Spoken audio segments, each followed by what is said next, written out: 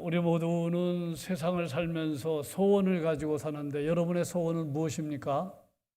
내 소원이 무엇인지 한번 생각해 보는 것 굉장히 유익한 생각입니다. 내가 무슨 소원 가지고 사나 세상을. 그런데 그 소원 가운데 반드시 포함해야 할 소원이 있지요. 무엇일까요? 지혜롭게 인생 사는 겁니다. 지혜롭게 인생을 살지 못하면 어리석게 인생을 산다는 말이고, 어리석게 인생을 살게 되면 후회스러운 인생을 피할 수가 없는 것이고 행복하지 못한 인생이 되는 겁니다. 불행한 인생이 되는 것입니다. 그래서 성경은 지혜에 대한 말씀으로 가득 차 있는데, 여러분 그런 소원 가지고 사셔야 돼요. 지금까지의 삶은 어쩔 수 없고 앞으로 하나님 인생을 지혜롭게 살기를 소망합니다. 그런데 오늘 말씀은 49편은 지혜시인데요. 지혜시. 재물과 관련해서 지혜로운 인생이 어떤 것인지를 제시합니다. 지혜롭게 인생을 살려면 반드시 바른 재물관을 가지고 있어야 함을 말하는 거예요. 재물관이 중요하다는 거예요. 물질관, 바른 물질관을 가지고 살 때 우리가 인생을 지혜롭게 사는 것입니다. 그래서 예수님의 비유의 상당한 부분은 물질을 소재로 해서 말씀하셨어요. 물질에 대해서 굉장히 중요한 말씀을 예수님이 하셨음을 우리가 발견하게 됩니다. 그래서 오늘 이 49편의 시인은 재물관이 바를 때 재물에 대한 바른 생각을 가지고 살아야 인생을 지혜롭게 사는 것이다. 그것을 지금 이야기하고 싶은 겁니다. 그래서 모든 사람이 귀를 기울여야 하는데 한 사람도 예외 없이 귀를 기울여야 한다. 그래서 오늘 말씀 보면 뭐라고 되어 있어요? 1절 뭇 백성들아 이를 들으라. 이를 들으라. 세상의 거민들아 모두 귀를 기울이라. 예외가 있는 인생은 없다는 거예요. 지혜롭게 살려면 물질에 대한 바른 태도를 가지고 살아야 되는데 이 지혜에 대하여 외면해서 될 사람은 한 사람도 없다. 모든 사람이 대상이다. 귀천 빈보를 물론한다. 그래서 2절도 보시면 뭐라고 되어 있습니까? 2절 귀천 빈보를 막론하고 다 들을지어다. 다 들을지어다. 지혜로운 소원, 지혜롭게 인생을 살겠다는 소원이 없으면 정말 큰일 날 일입니다. 큰일. 그러면 인생이 막 구겨지고 불행으로 가고 어리석게 되기 때문에 오늘 말씀 하나님께서 고라자손을 통해서 주시는 이 말씀을 우리의 마음에 담을 필요가 있는데 오늘 말씀은 크게 세 가지인데 하나는 재물의 한계, 물질의 한계를 말합니다. 두 번째는 물질의 허무성. 세 번째는 물질을 잘 사용하지 않으면 짐승과 다를 바가 없다. 이런 충격적인 이야기로 오늘 12절을 마감을 하고 있습니다. 첫 번째는 재물의 한계. 여러분 물질은 굉장히 매력적이잖아요. 물질이 없이 살 수 없지요. 물질이 많은 것들을 해결해 주잖아요. 우리의 필요를 채워주지요. 필요를 채워줍니다. 그게 물질의 놀라운 능력입니다.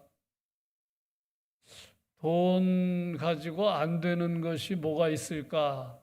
그런 생각이 들 정도로 돈은 많은 문제를 해결해 주고 있지요. 그러나 그럼에도 불구하고 돈의 한계가 있잖아요. 돈의 한계. 이 강단을 통해서 여러 번 얘기했지만 오늘 본문은 돈이 굉장히 중요하지만 돈의 한계를 이야기하면서 6절, 7절에서 8절에 한 이야기인데 사람을 속량하는 건 돈으로 안 된다. 다시 말하면 속죄 받는 것은 돈으로 안 된다. 그 이야기합니다. 우리 속량이라는 말을 이따금 듣고 쓰는데 속량은 노예의 신분을 자유인이 되게 하는 과정에서 몸값을 지불해야 되잖아요. 예. 옛날에 노예가 있으면 그 노예를 자유인이 되게 하려면 몸값을 그 주인에게 주고 내가 노예를 사는 겁니다. 그러면 노예의 신분에서 자유인이 되는 거거든요. A라는 사람이 노예를 가지고 있어요. A라는 사람이 노예를 가지고 있으면 내가 그 노예를 자유인이 되게 하려고 하면 A라는 주인에게 몸값을 지불합니다. 그 몸값이 속전이에요. 속전. 예. 그리고 신분을 자유인이 되게 하는 거, 그게 이제 속량입니다. 예. 우리가 다 죄가 많잖아요. 그 죄값을 지불해야 되는데 물질로는 지불이 안 된다는 거예요. 아무리 돈을 많이 지불해도 돈으로는 우리가 속죄를 받을 수 없다는 거예요. 예. 그 속전은 예수님이 십자가에서 죽으셔서 결국은 그게 이제 속전입니다. 예수님이 십자가에 죽으신 값을 지불해서 우리가 자유인이 되었는데 오늘 말씀이 그 내용이잖아요. 7절 보세요. 아무도 자기의 형제를 구원하지 못하며 그를 위한 속전을 하나님께 바치지도 못할 것은 8절 그들의 생명을 속량하는 값이 너무나 엄청나서 영원히 마련하지 못할 것임이니라. 우리가 속죄 받는 거는 그 세상에 어떤 물질을 지불해도 안 된다는 거예요. 돈으로 해결할 수 없는 것이 무엇인지를 우리에게 이야기해 주고 있는 것인데 어디 그것뿐입니까? 화목, 지혜, 건강, 잠 그런 건 돈으로 해결되는 게 아니잖아요. 생각해 보면 이 화목이 얼마나 중요합니까? 건강이 얼마나 중요합니까? 잠이 얼마나 중요합니까? 지혜가 얼마나 중요합니까? 지혜를 돈으로 살 수 없잖아요. 그래서 이 49편의 시인은 물질의 한계를 아는 것이 지혜다. 이제 그런 거죠. 그런데 오늘 많은 사람들이 그걸 모르고 물질을 최고의 가치로 여기고 막 덤비잖아요. 그 흥사단 투명사회운동본부 윤리연구센터가 있는데 12년과 13년과 15년 청소년의 정직 지수를 조사했어요. 12년, 13년, 15년 자료를 제가 찾아봤는데 거기에 보면 이런 항목이 있습니다. 10억이 생긴다면 죄 짓고 1년 정도 감옥에 가도 괜찮다. OX. 다시 말씀드립니다. 10억이 생긴다면 1년 정도, 죄 짓고 1년 정도 감옥에 가도 괜찮다라는 항목이 있는데 초등학생, 중학생, 고등학생을 대상으로 조사했어요. 그런데 충격적인 거는 12년보다 13년, 13년보다 15년의 지수가 계속해서 올라갑니다. 초등학생도 올라가고 중학생도 올라가고 고등학생 올라가요. 거기 참여한 초등학생의 12%가 12년도에 괜찮다고 그랬어요. 근데 13년도에는 16%로 늘어납니다. 15년도에 17%로 늘어나요. 중학생은 28%부터 출발합니다. 중학생은 28% 괜찮다. 그 다음엔 33%, 그 다음에 39%까지 올라갑니다. 고등학생은 44%에서 출발해서 47%, 15년에는 56%가 괜찮다. 거기에 예수 믿는 사람들이 포함됐는지 안 됐는지는 모르지만 이게 보통 심각한 거 아니잖아요. 우리 자녀의 고등학생 자녀의 반 이상이 그것도 15년 자료입니다. 제가 24년 자료, 그전 자료는 검색해도 안 나오더라고요. 예? 오늘 많은 가정의 자녀들이 고등학생의 경우는 반 이상이 돈을 벌 수 있다면 죄를 짓겠다는 거예요. 얼마나 충격입니까? 돈을 벌 수 있다면 죄 짓겠다. 예? 그 생각이 묶여 있으면 좋겠는데 그 생각이 날개를 피고 이게 지금 아슬아슬하게 살잖아요. 아슬아슬하게. 정신 바짝 차리고 살아야 되는 거예요. 분명 돈은 한계가 있는데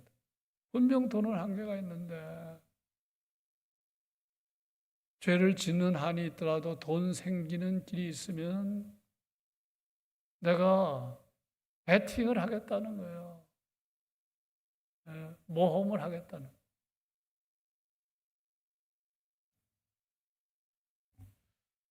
우리 학생들만이 아니죠. 어른들도 마찬가지예요. 재벌 가문 가운데 돈 때문에 분쟁에 휘말리지 않는 재벌이 있습니까? 돈 때문에 다 싸우는 거예요. 죽고 살기로. 그동안 아름다운 그 부분에서는 자유로운 기업이 LG였어요. 그러니까 LG는요, 75년 동안 경영권, 재산권 분쟁이 없었대요. 그런데 작년부터 LG도 결국은 상속 분쟁 소송에 지금 현재 진행입니다. 작년부터. 요 구광모 회장은 본래 부친의 양자지요. 정확하게 말하면 조카입니다. 그런데 지금 어머니, 형제들과 상속 분쟁 소송이 붙었어요. 그러니까 재벌 가문치고 돈 때문에 안 싸운 집안이 없는 거예요. 부모, 형제 다 싸웠어요. 이건희 회장은 이건희 회장은 세 번째 아들이잖아요. 제일 맏형은 이맹희, 다 고인인데 생전에 이맹희 씨를 형으로 인정하지 않았습니다. 얼마나 슬픈 이야기입니까? 그러니까 오늘 말씀에 정말 우리가 귀를 기울여야 할 이유를 발견하는 겁니다. 돈이 소중하지만 돈을 최고의 가치로 여기지 말라. 그것이 주님의 말씀이잖아요. 하나님과 재물을 겸하여 섬길 수 없다 무슨 말입니까? 하나님이 최고의 가치고 돈은 그 밑에다. 한참 밑에다. 그런데 많은 사람들이 하나님보다 돈을, 형제관계보다 부모관계보다 돈을,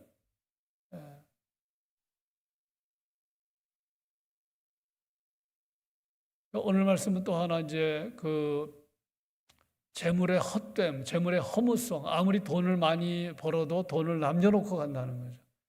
자, 오늘 그 말씀이 어디 나와 있습니까? 10절이 있습니다. 10절. 자, 10절 보시면 다 죽는다는 거죠. 지혜자도 죽고 어리석은 자도 죽고 무지한 자도 다 죽고 아무리 재물이 많아도 그 재물은 놔두고 간다. 남겨놓고 간다. 그런 말씀입니다. 우리 10절 한번 같이 읽으실까요? 그러나 그는 지혜 있는 자도 죽고 어리석고 무지한 자도 함께 망하며 그들의 재물은 남에게 남겨두고 떠나는 것을 보게 되리로다. 이게 허무하잖아요. 돈을 가지고 가지 못한다는 거예요. 돈을 남겨놓고 간다는 거 우리가 다 아는 것인데 그렇다면 어떻게 해야 돼요? 돈을 잘 사용해야죠. 돈 버는 것을 목적으로 하지 말고 돈을 잘 사용해야죠. 남겨놓고 가는 거니까. 내가 돈을 남겨놓았는데 그거 가지고 자녀들이 다툼을 벌인다면 어떻게 되겠어요? 그러니까 부모가 할 일은 자녀에게 바른 물질 교육을 심어주지 않으면 결국은 재산 때문에 싸우는 겁니다. 재산 때문에 싸우는. 그래서 바른 물질관을 가져야 하는 것이고 물질관 교육을 해야 되는 것이고 주님의 말씀에 귀를 기울일 수밖에 없는데 마태복음 6장 19절에서 20절 예수님 뭐라고 말씀하셨나요 하면 보물을 땅에 쌓아두지 마라. 보물을 하늘에 쌓아두라 그랬어요. 보물을 땅에 쌓아두지 말라. 보물을 땅에 쌓아두면 허무성 때문에 괴로움을 당할 거다. 그러면서 점과 동록이 해야 한다. 도둑이 구멍을 뚫고 도둑질한다. 재물을 보물을 땅에 쌓아두지 말래요. 보물을 하늘에 쌓아두래요. 하늘에 쌓아두라는 말은 보물을 잘 사용하라는 말이에요. 어려운 사람 돕고 살라는 말이에요. 하나님 나라 위해서 투자하며 살라는 말이에요. 예수 믿는 사람들은 그런 대열에 동참하는 사람들이잖아요. 예수 믿는 사람은 그런 대열에 동참해요. IMF 때도 보면 코로나 상황 때도 보면 많은 사람들이 기꺼이 물질을 구별해서 하나님께 드립니다. 참 놀라운 일이에요. 주님의 말씀 우리가 기억을 할 필요가 있어요. 땅에 쌓아두지 말라. 그러면은 허물을 맛본다. 어려운 사람을 돕고 선한 부자가 되고 하나님 나라를 위하여 투자하라는 주님의 말씀 우리가 귀를 기울일 필요가 있습니다. 다 죽는다는 겁니다. 죽음의 평등성. 지혜자도 죽고 어리석은 자도 죽고 무지한 자도 죽고 그런데 부자들이 종종 착각하는 게 있대요. 그게 11절입니다. 11절. 부자들이 종종 착각하는 거 같이 읽습니다. 그러나 그들의 속생각에 그들의 집은 영원히 있고 그들의 거처는 대대에 이르리라 하여 그들의 토지를 자기 이름으로 부르다. 영원한 거 없는데 재물이 영원하지 않는데 아무리 아파트가 좋아도 영원하지 않는데 영원한 것처럼 착각하는 경우가 있다는 거죠. 그렇게 살면 짐승과 다를 바가 없다. 12절은 그렇게 말합니다. 짐승과 다를 바가 없다. 그러니까 정리하면 바른 물질관을 가지고 살지 않고 재물에 욕심 부리고 재물의 허무성을 모르고 재물의 한계를 모르고 재물을 최고의 가치로 여기고 살면 멸망하는 짐승과 같다. 자, 오늘도 우리 청년들이 많이 참여했어요. 우리 학생들, 주성이, 봄이, 별이 초등학생입니다. 많이 참여하고 우리 학생들, 청년들이 많이 참여했는데 오늘 보니까 우리 정명호 목사님 아들까지 참여한 것 같아요. 우리 학생들 정말 인생을 지혜롭게 사는 비결은 바른 물질관을 가지고 사는 겁니다. 바른 물질관. 하나님을 최고의 가치로. 물질은 그 밑에 놓는 거예요. 그렇게 살아가는 결단, 그런 지도가 오늘 아침 우리 가운데 있기를 주님의 이름으로 축복합니다.